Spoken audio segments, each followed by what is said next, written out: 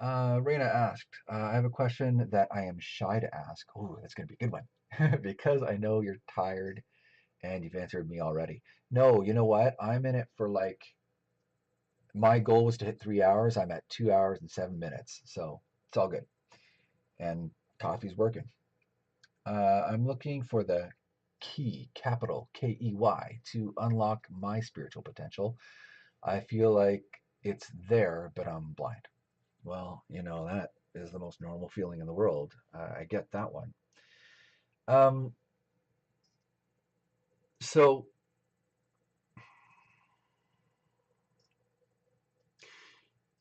I want to just sort of, I'm going to do a full reading for you on this issue, Reina, because that's really interesting.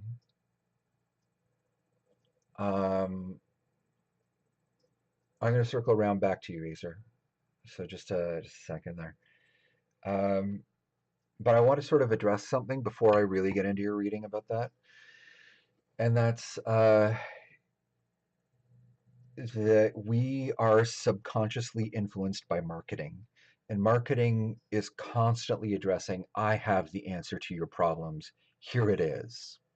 There are books called The Key that say, here is the missing link, the thing you needed to make everything work. Law of attraction books are great on that. Hey, you know how law of attraction hasn't been working? Well, here's the key. I'm pretty sure at least one book called The Key, if not several. Um, so we get influenced by that way of thinking about progressing spiritually, and so that can hook into us, and we start longing for this thing that may or may not even exist. But we just like think, wow, that would be amazing if I could find the pill.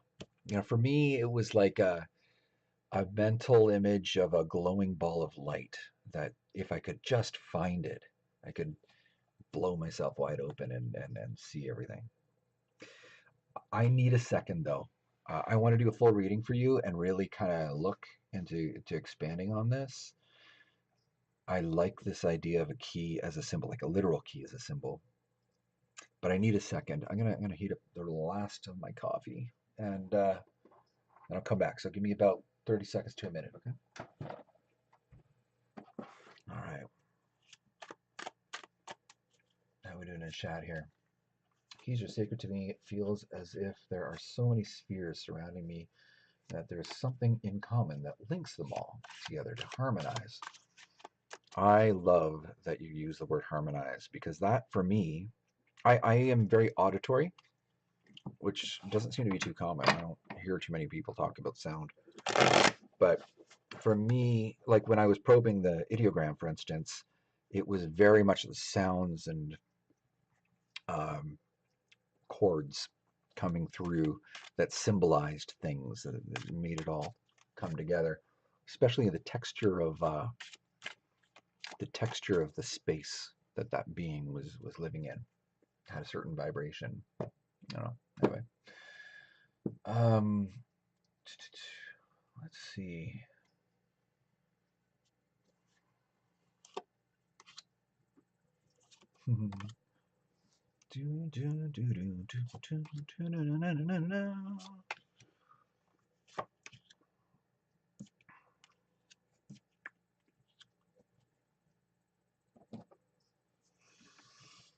I don't know why I put the cards list yet, way yet. So let's find out.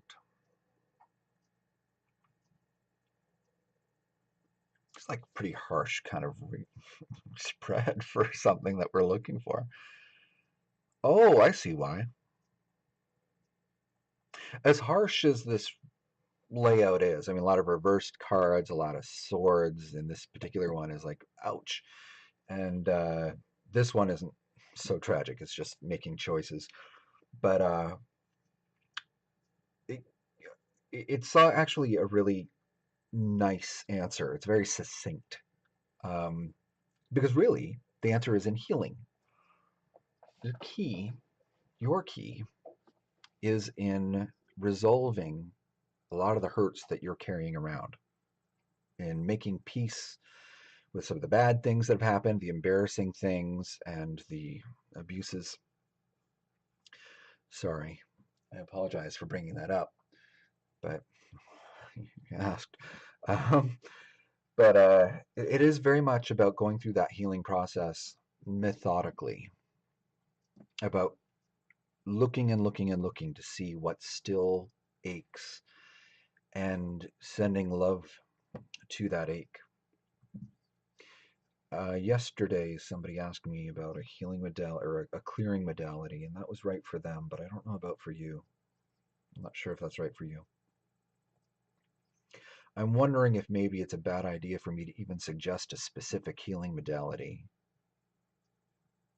Yeah, that's what I'm getting back. Is that it'd probably be a better idea for me to suggest that you look for the way that intuitively makes sense to you to find a way to resolve these hurts. In fact, it's actually probably a bad idea for me to tell you what to do as far as finding your healing path. It needs to make sense to you and feel right to you and be in your own time as well, in the order that you feel is right. But that's the thing that's holding you back, that you're anchored and shackled by, is is your pain and the things that you think about every day and then try to forget that you thought about in the first place.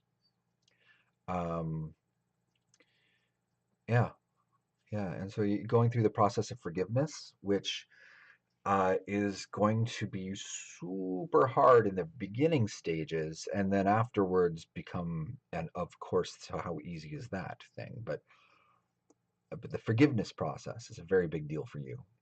Getting that as a big thing. There's so many people that could talk to you about the forgiveness process. And again, I'm not going to suggest who. I want you to trust your instincts on who the appropriate person is to talk to about that. I am not a healer, by the way, for the record. I can't be a healer because it frustrates me too much. I hate suffering. Like, I just can't handle it. I'm too weak, okay? That's what it is. I'm not strong enough. I can't handle it. Um, but uh, but yeah, but looking for healing and considering healing to be a process, not a button that you push and go healed. It doesn't. It's not like that. You know. But yeah, exploring that and to try and find as many levels as possible. Sorry, out of the corner of my eye, I just noticed that chat's like going, and I'm like, I'm sorry, I can't look right now. I'm really on this right now. Uh, to recognize healing on its various levels. Forgive my handwriting. So it's physical, it's mental, it's emotional, it's spiritual. And the reason we're pointing this out is because there will be a temptation to say, I have an ache and this is the solution I am picking. But you really should probably go to someone who's an expert over here. I'm using this as an example, by the way. I am not pointing you at specific things and saying you have a spiritual problem that you should address physically. I'm not saying that. I'm just saying that get these need to be addressed individually. Okay, and um, it's important to do the work of asking yourself, is there something that I should find an expert in physical healing for? Is there something that I should find an expert in mental healing for? Is there something I should find an emotional healer for? Is there something I should find a spiritual healer for? And to recognize these things as separate, uh, not in reality, but in the practicality. Like, if for all practical purposes, the healing techniques involved are different. Um, not I mean, in reality, it all is one. Of course, it's all one. But if you really want to heal, it's easier, mm, it's more practical to find specialists who work in these different areas, and to never assume that you already know where your problem lies. It takes probing. I'll be vulnerable and give an example from my life. When I was younger, uh, I had major emotional problems that I assumed were the world's fault. I was reacting to the world. I was so depressed, so depressed, and I assumed that was everyone's fault. I mean, there must be a reason. Well, you don't just become depressed for no reason.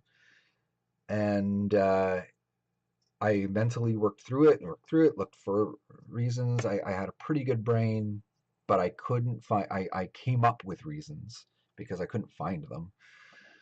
This must be doing it. That must be doing it.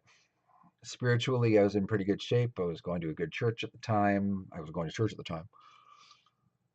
So then one night, I hadn't eaten just all day. It's the way it kind of shook out. It was one of those weird days where I didn't end up eating all day. And that day, I felt more depressed than I ever had in my entire life. I felt so sad that I could not imagine a scenario that would account for that depth of sadness. If everyone I knew was tortured and killed in front of me, it still couldn't make me this sad. I was just suffering so much. And I stopped off for pizza and I felt so happy all of a sudden. And I was with my mom at the time, and I went, Mom, I think there's something wrong with me.